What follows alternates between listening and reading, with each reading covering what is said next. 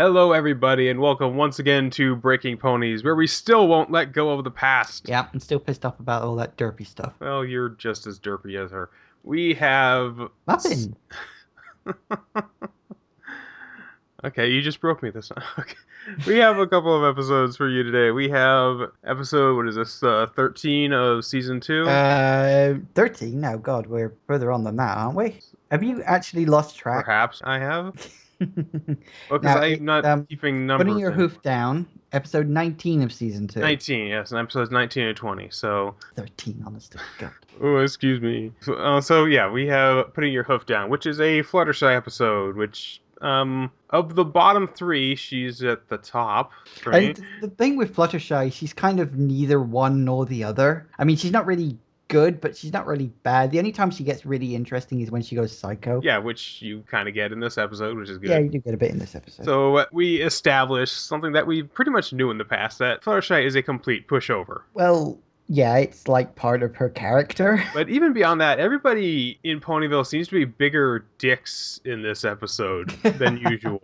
Well, yeah, it's like you're seeing the sort of slightly not so nice underside to the whole pony thing. It's Yeah, not because they're all. like trying to overcharge her for fruit, and they're forcing her to haggle when she's definitely not that type. Well, yeah, I mean, it's like the haggling scene in Life of Brian. You've got to haggle for your stuff, and if you don't, they won't give it to you. Right? You haven't seen that, have you? I have seen Life of Brian, but I don't quite remember that scene. I haven't seen it in a I'll long I'll time. I'll I'll link you to it later. It's bound to be on YouTube somewhere. Yeah, she is trying to be assertive. She's trying to make food for all of her animal friends. So it starts off very much like a Disney princess, which that's essentially what she is. Yeah, I don't kinda. think Disney does own Hasbro quite yet. Well, no, as you say, not yet, at least. That'll be interesting to see. Yeesh. Maybe Princess we'll finally end up with Celestia a. as a Disney princess. Oh my. Yeah, it's Celestia and Luna as princesses, and or maybe you'd end up with like My Little Pony and Transformers themed world in Kingdom Hearts 57 or whatever it is. Okay, I want to see that now. I want to see Sora and Co as ponies. That would be awesome. I'm sure they exist already. Oh, they Just probably check exist somewhere online. DeviantArt and there you go. Yeah. But yes, people in Ponyville seem to be even bigger dicks than usual because she has to go there to pick up supplies to make food for Angel Bunny. Who that's the kind of the impetus of this whole episode, where she won't stand up to Angel Bunny because Angel Bunny wants this special salad that Angel Bunny's really picky, Well, and Giovanni has at least already been previously established as being yeah, a to bit be very dick. picky. I don't know why she puts up with him, but Because it's Fluttershy. She's yeah, she nice. has she has no backbone. So she kind of gets her ass handed to her and just kind of trampled on, not quite literally, but she gets back home and she discovers a flyer for a seminar to improve their assertiveness, which is hosted by a great character named Iron Will the Minotaur. Yeah, he's good fun. He is. I mean, he's kind of like a parody of all those pretty much anyone who does seminars. Really, they're all sort of loud and very sort of Well, yeah, big because they and have to project, they have to get their point across. It's like, no, life is easy, you suck, it kind of reminds me a bit of Mr. T, Mr. T. just a little bit, and a bit of Duffman, I think, Duff man, from yeah. The Simpsons. That I sort was of reminded character. of the guy from Napoleon Dynamite, Yeah, which you wondered unfortunately if he you was haven't seen. actually. No, I haven't seen Napoleon Dynamite, but you thought he was voiced by him as I well. briefly thought he was, but after hearing him, I was like, no, that can't be him. Yeah.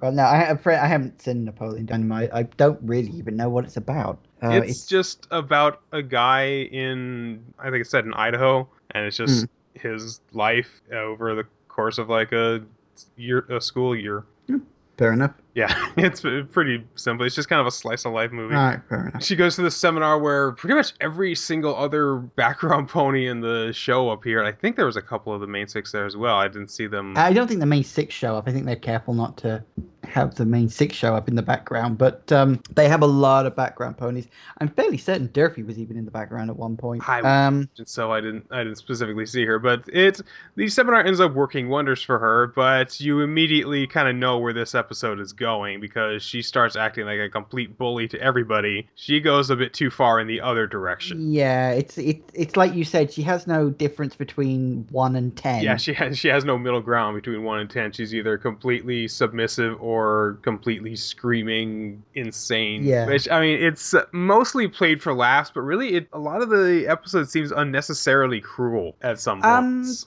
Because the way she Yeah, just kind of insults everything that Rarity and Piggy stand for is just okay. Wow, where did that come yeah, from? I mean, she does get a little mean, I guess, but I mean, if she's been sort of bottling up all this frustration and all these feelings for so long because she's so soft-spoken, I guess it's just a case of like the dam has burst. Right. I guess, but I think it's done to an extreme that probably wouldn't normally happen just for Yeah, emphasis. that makes sense. But she ends up realizing just how horrible she's been, which there's a weird, like, recurring phrase where she goes, he's not a monster, he's a minotaur. But for some Well, reason, they seem to kind of focus on that phrase a couple times.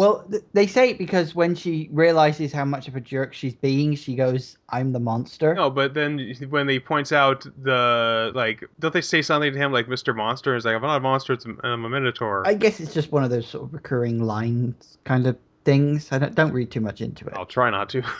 Don't read too much. That's the entire point of this show. We read way too much Well, into this yeah. stuff. Well, I know we're reading too much into it, but you got to pick and choose what you read into, as if something needs reading into or not. The fact that they just repeat a line a couple of times throughout the episode as a sort of recurring gag doesn't really seem like something we need to read into. Fair enough. When she realizes how horrible she's been, when she realized that she has been a monster, she just kind of cloisters herself in her house until Iron Will comes by to collect his money. So it's like, bitch, where's my money? So, but Pretty much.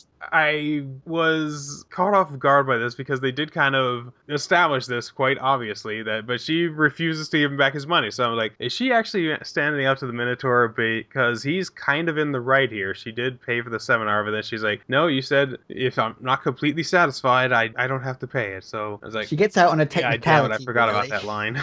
Yeah, she gets out on a Yeah, technicality. which is probably for the best, really, seeing as she probably couldn't have paid anyway. Well, Always look for the yeah, loophole. she didn't have the 20 bits for the cherry. That's just trying to. Yeah, well, that was kind of my point. I mean, it establishes earlier that she didn't have 20 bits for a bleeding cherry. And, Although they didn't really just say how many bits the seminar actually was, so who knows? no, they didn't. But I mean, if a piece of fruit costs only 1 bit, then a seminar's probably going to cost a bit more. A bit more. I'm guessing that was not intentional. No, it wasn't. But when I noticed the joke, I thought, oh, I know, I'll make a point of Okay. mentioning it. And Okay. now that we're overanalyzing our fucking jokes now. Yes, that's going a bit overboard. So yeah, that's putting your hoof down. Decent enough episode, but you do kind of see exactly where it's going from the start.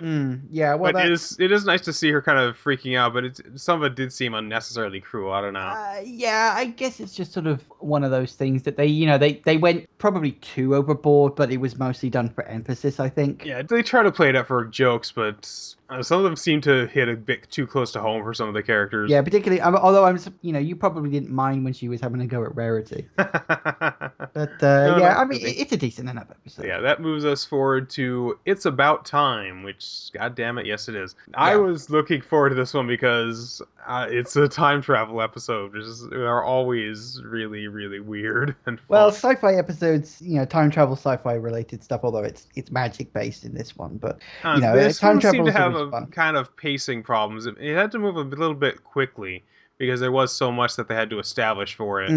But Well, the yeah, real but I star mean, of this episode is Spike and his ice cream addiction.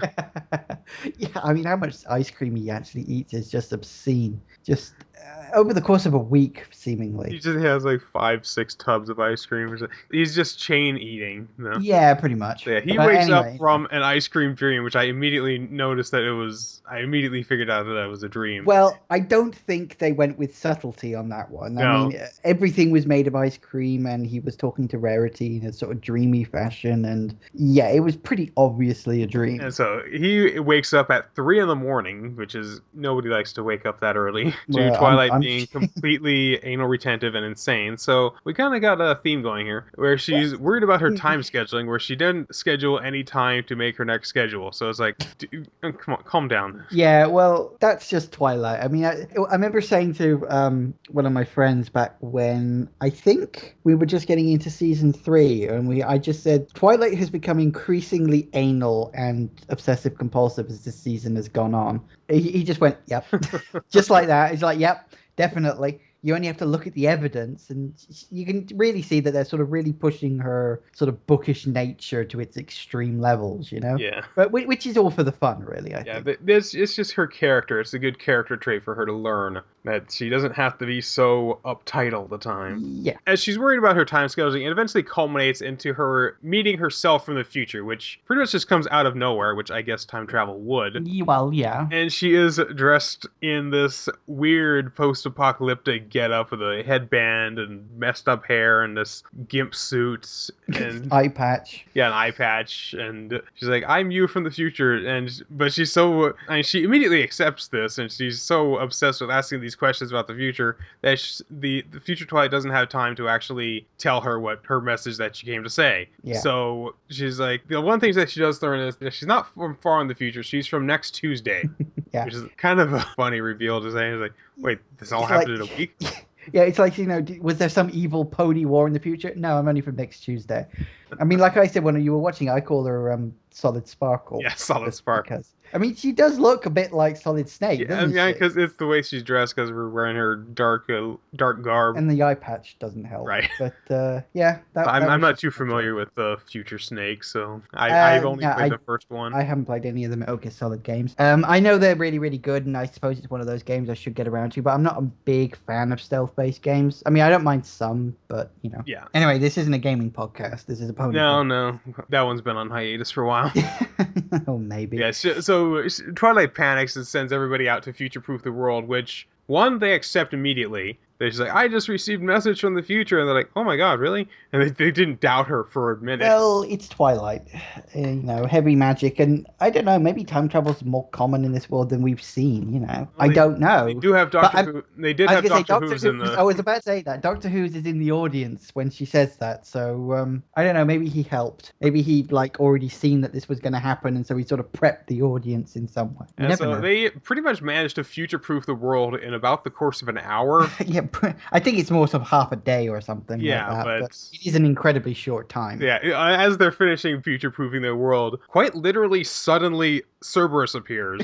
Just never been established previously in the show. It's just Yeah. Cerberus exists, and here he is. Yeah, he guards the magical prison of Tartarus, which obviously, pony-based joke. Taurus. Right, Taurus. Yeah. There were some others as well, weren't there? What did we have today? Oh It yeah, was it was Las Pegasus. And what was the other one?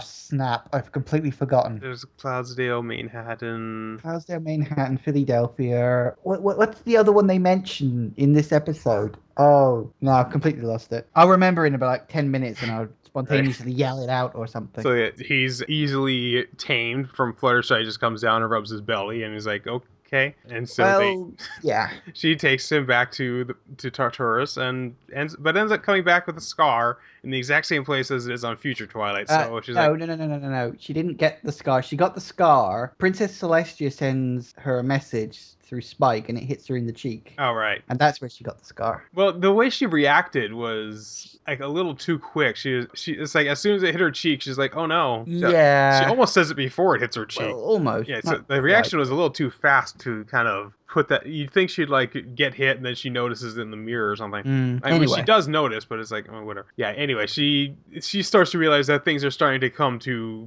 culmination to what they were on Future Twilight. So she decides to put her hoof down and not move anywhere at all. So she just is like, okay, if I don't do anything, the future can't happen. And unfortunately, that doesn't work either. Spike basically torments her, and Rainbow Dash is like, oh, this could be fun. So she starts doing it as well. So Spike is like, well, if you're not going to stop me, I'll just eat an entire tub of ice cream, which he continues to do throughout the entire episode. Yeah, technically this episode is spread over about a week or so, and he's just eating ice cream the entire time. So obviously that's not going to end well. But he just keeps saying, well, it's Future Spike's problem, which Baltimore. I just looked it up. Baltimore, right? Baltimore. I was gonna say it started with a B. Why didn't you say that? I might have got it quicker. I thought it was something. It was like a pun on like Birmingham or something, but no, Baltimore. Yeah, Baltimore. That was it. Baltimore. Wasn't Las Pegasus originally called like Las Negas? I don't. And they changed it. to something I else? don't think so. I really don't think so. Because that's what a friend of mine said. I've never really looked into it. I'll check. You keep talking. Okay, so well, as they decide to torment her, she ends up getting hit with a fireball, which ends up burning her hair and making it look just like it does with future tries. So it's like, well, doing nothing doesn't work, doing something doesn't work. The only thing she can do is stop time Of itself. course, the only sane solution. So since she knew where the spell was from her message from her future self, she goes out into the archives to get the spell to stop time, and she ends up dressing in her Solid Snake uniform to sneak in Hmm. because she has to dress all in black, even though the guards are more than happy to welcome her and even open the gate for Yeah, her. it's like she's sneaking around, but she doesn't need to bother because she's clearly allowed in there. And it's like, oh, hi, Twilight. Here, let me open that door for you. Yeah, They go exactly. searching through all these shelves and they eventually find the spell. So she's like, oh, and she realizes the problem was she had been worrying so much that that's what she shouldn't have done. She shouldn't have been worrying so much. So she's like, well, if only I had come up with this a week earlier, I wouldn't have wasted all this time. And it's like, wait a minute. Spell not to stop time, but to manage to send her back in time by a week. So she goes back and attempts to warn herself, but naturally she doesn't believe herself because she's herself. And Yeah, and the cycle is complete. yes, but oh well, it's past Twilight's problem now. Exactly. I'm a little surprised she didn't put two and two together as soon as she attempted to go back in time, because I Well, mean, she remembers every little thing about that meeting except how she reacted to it. yeah, well, guess it's just like you have to complete the paradox loop, otherwise universe explodes or something. So, you have to. I guess it was just a kind of they had to do that for the sake of the writing and Right. for the sake of the universe because you can't break a paradox. Well, you That's could why it's a try. paradox. Well, you could try, but it doesn't It work. doesn't end well. Trying to break a paradox ultimately brings it to happen. As we saw in this episode, no matter what she did, the future still happened, which kind of implies perhaps the future is predetermined in that universe. Who knows? Any other time travel episodes? Nope, No, no, nope, absolutely nothing. They nope. never It gets revisit. Wow. mentioned again in one episode, but that's it. I know you think the ability to time travel would be something they'd bring up on a regular basis, but nope, that's it. You've had your time travel episode. We're done. I mean, I can imagine it could get really confusing if you do it a lot. Yeah. But doing it just once, I mean, when they've established that there's time travel spells, I mean, they did say that it only works once, but there's another unicorn. Yeah, well, it's one of those things. It's the That thing doesn't for the help. episode. That you say that a lot, but that doesn't actually help explain things. Look, it's just how the series works. I mean, for all I know, time travel is happening every other day on this show, but we just don't see it. It's happening when the show isn't running, if you follow what I'm Yeah, saying. it happens between episodes, which Yeah. I always bugs me when shows do stuff like that. It's like, what? I understand that not every day is in the life is cataloged, but don't make something important happen off screen. Oh, Invader Zim was brilliant for that. They would literally just talk about something that happened despite the fact you didn't see it. Like, as a joke. Like, doing it on purpose, Right. That was a great show. Fucking cancelled.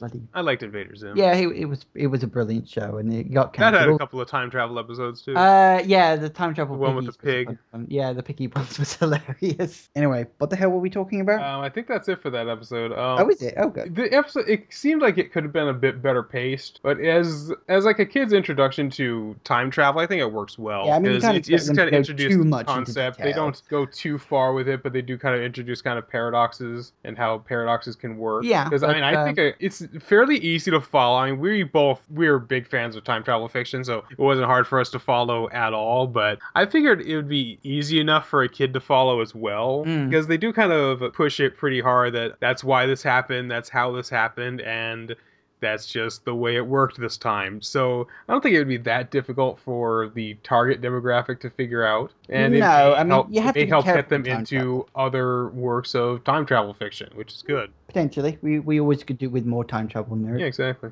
So, general summary of the two episodes. They were both okay. The Time Travel one could have been a bit better written, I think, because it did seem to move a bit quickly. Because like the Cerberus just comes out of nowhere, and I'm hoping they do something something more with Tartarus later. Yes, it does come back. I don't think they ever do anything with it directly, but you do hear about it from time to time. It is a place that definitely exists, and it's not something brought in just for this episode. It is definitely a thing. Okay, But so that obviously I can't go into too much yeah, okay, details for you obvious. about that. I do like this show's use of conventional, like Greek and just random mythology, because I'm able to point out so many of these creatures as soon as they're introduced, like the Minotaur, the Cerberus, and it's like, and they don't even like call it something else. They don't call it like a name that's similar to that, but like they add a pun on it or something. But no, they just call it Cerberus. They call it, and they call him Cerberus, not a Cerberus, which is a good touch. Yeah, like that's his actual name rather than his species. Yeah, exactly. Which It is true. is I mean, Cerberus. the same is true usually for minotaurs, but over recent decades, it's kind of begun to mean the species. Yeah, I mean, I was never sure with Cerberus. Is Cerberus just the name of that one It is, three-headed yeah. dog? He because usually with mythology like that, they is just one of that type. It's not really a species. Like It's just kind of Medusa isn't a Medusa. Medusa was a yeah, Gorgon. well, I mean, the Gorgon itself was not even, they weren't even necessarily that kind of creatures. The Gorgons were just beautiful women that were cursed by the gods. Mm. There's also Steno and Uriel, but Medusa was the only one who was mortal, actually. Steno and Uriel are, for all intents and purposes, still alive. Oh, fair enough. Except for the fact they didn't exist in the first place. But let's not get into that. Right, exactly. Yes, I guess that does it for ponies. Let's move on. Yes, moving on. Breaking Bad. Now, today's episode is simply called IFT. And off the top of my head, I don't think I worked out what the hell that actually stands for. I not Did I miss sure. something? I am not sure. I cannot remember. Just IFT. keep talking. I'll look that one up. Yeah, okay. I'll do So it this time. anyway, yeah, you do the research for once. So yeah, the episode is called IFT, and we start in Mexico because the screen has that lovely yellow tint that always seems to have in Mexico. And interestingly enough, we start with what has to be a flashback because we have Tortuga on screen now. For those of you who don't remember, during the second season, Tortuga was he was basically like a snitch who was working with the DEA for various reasons, and he got himself killed. He had his head cut off and attached to a tortoise, because Tortuga means tortoise, and the tortoise then blew up, taking several DEA agents with it in a really very dramatic and surprising moment in the series. And but he's still alive in this scene, so it was obviously a prequel. And he's in this bar meeting with his boss, and his boss says, "Listen, I completely forgot your birthday. I got a present for you out back." He goes out back, and there's a tortoise on the floor, and it's like, oh shit, I know where this is going. And sure enough, the two silent killers from the previous couple of episodes show up and proceed to cut his head off. They don't shoot him first, they just pin him down and cut his head off. With a machete, which Yeah, with is a like a, machete. Not like with an axe, one straight down. No, they hack away at him for like a minute or so. Great way to shut off an episode. And of course, then we have the intro. Did you work out what IFT was? yeah, which I'll point out when we get to it. Oh, okay. So anyway, as we know, Walter was left in his house after breaking in last time, coming literally within a frigging gnat's wing of being killed by those Yeah, two by these two killers. guys who have now been established to be. These guys are not afraid to get their hands dirty either. And No. literally cut the guy's head off with a fucking machete. Yeah, and they still haven't freaking said anything, which I think is great. I'm starting to wonder if they'll ever say anything, which I Yeah. Oh, suppose is one of yeah. those. They're the silent killers. They're They like are the two cancer. silent killers. Yeah, They're like exactly. cancer. So anyway, that fixer guy sort of calls Guff, says, the killer's left. Walter seems to be none the wiser, and then he pisses off. Whilst Walter is busy getting the pizza off the roof, which was brilliant. So Skylar then returns home and is understandably surprised to find Walter is inside, especially seeing she changed the locks. And she calls the police to try to get rid of him. But legally, there's nothing they can do because the house is in his name. They're not officially divorced. She doesn't have a restraining order or anything against him. And of course, Flynn shows up eventually, and he's sort of all pleased to see Walter in his home, and he's like trying to defend Walter. And ultimately, the police, there's technically nothing they can do because breaking into your own house isn't illegal. Can't really break into your own house. Well, exactly. Although he did technically have to break it in. Well, he snuck it. He didn't break Well, anything. yeah. Well, yeah. He's not. I I'm mean, what he not had sure to. the legal term for breaking in is not necessarily breaking. Yeah. Well, even so. But I mean, Skylar even has the opportunity to tell the police about his illegal activities, and in the end, she doesn't, which I think is probably fair. I mean, I think she's thinking, I can't do that to everyone. I don't, because she says later on in the episode when she's talking to her lawyer, and she actually says to her lawyer that, he's a cook. She actually tells her, which is slightly dangerous, but lawyers are bound by certain Yeah, rules they of can't secrecy. they can't say anything that would be incriminating to their own client, which is kind of a no brainer. You don't fucking In a way, it's incriminate a your bit of own a client. catch-22, isn't it? It's like they could get in trouble for not saying, but so could their client, and at the end of the day, they want to please their client, not the law, which is a strange way of putting it. But so Walter manages to worm his way back into his house, much to Skylar's annoyance and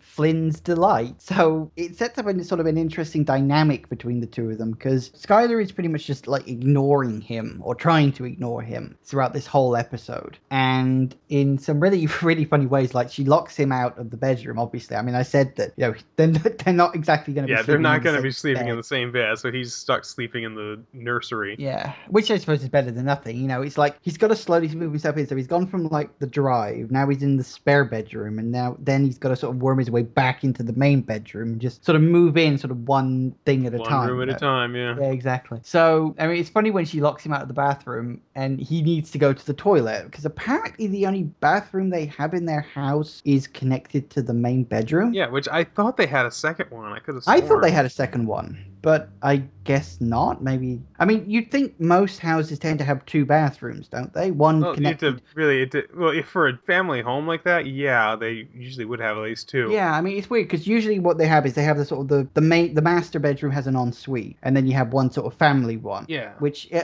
thought was a bit weird. So anyway, Walter ends up taking a piss in the sink, which was hilarious. So anyway, while all this is going on, and Well, at Walter's least he sort of cleans the dishes out to the other side yeah, he first. takes the dishes out first, which I suppose is like fair enough. I mean, he's living there now again, Yeah, so that's all fun. Anyway, while this is going on, Jesse is sort of in his house, just which kind of is puttering around, just kind yeah, of. he's not really doing much. He's kind of like he's got the house back. He's got somewhere to live now, and I guess he doesn't really know what to do with himself. In a way, it's like he's actually got something. He's won something for once. He's got this house that's his, and now he doesn't know what to do. Yeah, after 'Cause- I guess he figured he'd feel better once this worked out, but he's like, no, I don't know what to do now. Yeah, exactly. I mean, Soul shows up and tries to sort of convince Jesse to convince Walter to start cooking again. I mean, he's not sure about trying to get Jesse back to cooking because he's in rehab and he's, trying to go cold turkey and everything,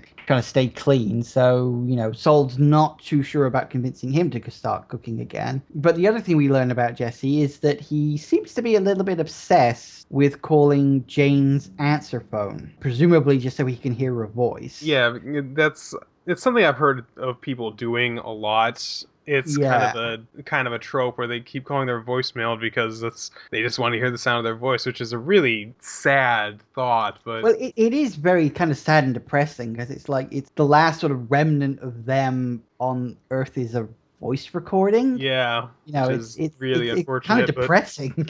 Really, it's quite bad. And unfortunately for Jesse, towards the end of the episode, it gets cut off. Presumably, like yeah, the because month ran out or yeah, something. they're I guess their contract because it does happen late at night, so I figured it would happen at midnight. It's like okay, their cell phone I mean, service has been she's cut been off. dead for what, At 3 least two weeks? months. Was it months? I thought she said weeks when Wasn't he in Skylar. rehab for like 45 days or something? I can't even remember the detail, but I mean, that means it's been active for a long time, which you'd think, considering she's dead. It's usually they pay themselves up for like a couple months in the I future, or suppose, but I mean, they'll give you like a month of leeway, and then they'll shut it off after like another month of non-payment. I suppose. I mean, I guess the thing is, would they bother to keep the account active for someone who's dead? I mean, they might I not don't know. know if whether they would have contacted them about that to shut it down. I figured they would They just would just presumably keep the account active unless told otherwise. yeah. I mean, with I Donald's got figured his own if it problems. stops getting paid, they'll just shut it off, or it'll go to collections, and then no collections, and they shut the service off. Yeah, I don't know. I mean,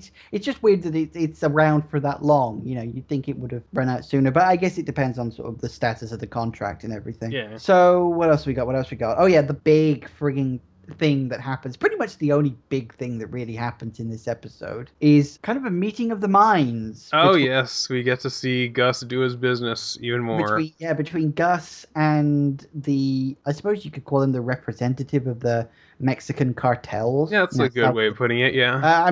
His exact role isn't established, but he definitely seems to be like not someone who's absolutely in charge, but certainly who's someone who deals with the day to day stuff. I can't even remember if it said what his name was, but what happens is the two silent killers.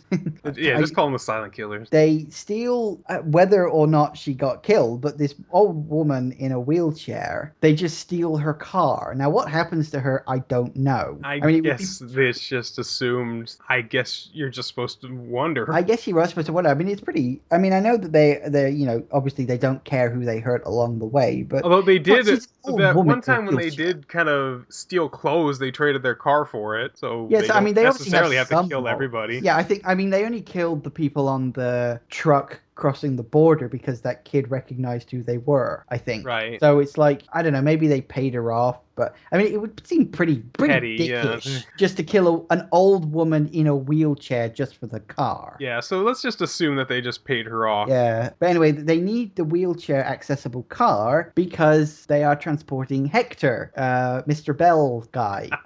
Mr. Um, Bell. yeah, Mr. Bell, to this meeting they're having. So you've got the two killers, you've got Hector, and you've got this representative guy, all meeting with Gus, presumably at Gus's chicken farm. Yeah, because Um, he's obviously a huge chicken mogul, so he would own this farm. And he's like, I can use this for drug deals. yeah, It's exactly. I private. mean, There's nobody here. yeah, I exactly. own the damn place, so who gives a shit? Well, yeah, exactly, quite. So the bottom line of the meeting is that, I mean, first the guy apologizes for, them trying to kill Walter. They didn't realize and that they, should have asked, and he apologizes. And, Yeah, and we should have asked before killing your cook. yeah, exactly. Well, they didn't realize that Walter, well, Heisenberg, as sort of they refer to him, they didn't realize that he was initially, at least. And it's the reveal, of course. I mean, we know that Hector was Tuco's uncle. Was it? Was it Yeah. grandfather? His uncle. Was it? Yeah. So we know that Hector is Tuco's uncle, and it's revealed that the two killers are Tuco's cousins. Yeah, Brothers? Tuco's cousins. Cousins, and Tuco's cousins. So it's all in the family.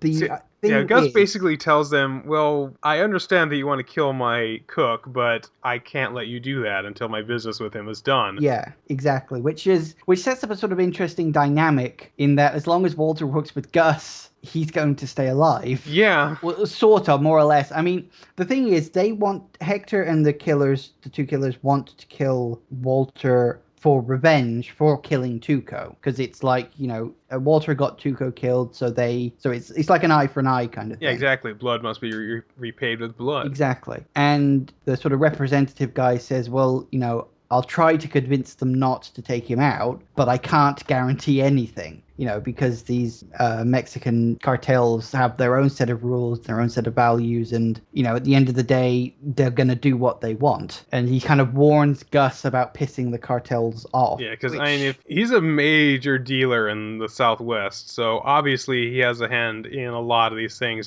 He's probably working very closely with the cartel, but he has a lot of respect with the cartel, but I don't know if he has much power with them. No, I mean, I think any ability or swaying power Gus might have simply comes out of their respect for his business. I mean, the cartels, they might be sort of their killers and their criminals, but they do live by codes and rules. And, like you don't just kill someone just to kill someone. You only kill them if you have a reason to do so. Like revenge, for example, and all these things, that these sort of rules that these people live by and everything. And it's like Walter's got all these, I guess you could say he's got all these daggers hovering right above his head, and he doesn't even realize it. He's completely oblivious, because throughout the whole of this episode, he's just focusing on dealing with his family problem, which he kind of sort of does. I mean, he's managed to move back into the house, Although his relationship with Skylar is, Not well, very what good. relationship? It's What very, yeah, it's relationship, very really? rocky at this I point. mean, I like the scene where he showed her the bag full of money. Yeah, because he does reveal everything he's earned over this time, and he does make it clear that I didn't steal this money, I earned it. Yeah, I earned it. I mean, I might have earned it doing something that is illegal, but I still earned it. He sort of vaguely mentions the things he's had to do. Obviously, he doesn't go into details about the fact that he's killed people. That might Right. not help Or his that he was relationship with indirectly Skylar. responsible for the airplane crash. Yeah, well, quite. Yeah, so he doesn't mention about all the dominoes that have fallen because of him. But, he's basically saying, we have this money, we have this future, and I'm obviously not going to be around to see it. I did this for you. And Skylar's response is to basically screw her boss at work. Yes. In no uncertain terms. Literally, they have sex, and right at the end of the episode, it's great because Walter's sort of talking about being honest about this whole thing, and then she just goes, "I fucked Ted." IFT. Just, oh yeah, is that really what it stands for? Yeah, apparently Or is that just a that's what guess the what it wiki stands for? says. Oh, bloody hell. Oh, I should have made that connection. Oh, I feel really stupid now. So, yeah, okay, IFT. There you go. I fucked Ted. Yeah. Anyway, so that's sort of the reveal at the end of the whole thing. And I'm guessing it was like a revenge fuck, but yeah, goddamn. it's just revenge sex, really. There's a lot of revenging going on around here. Yes, Breaking Bad, the Uh, revengeancing. yeah, revengeancing. Again, we're back to fucking Metal Gear Solid again.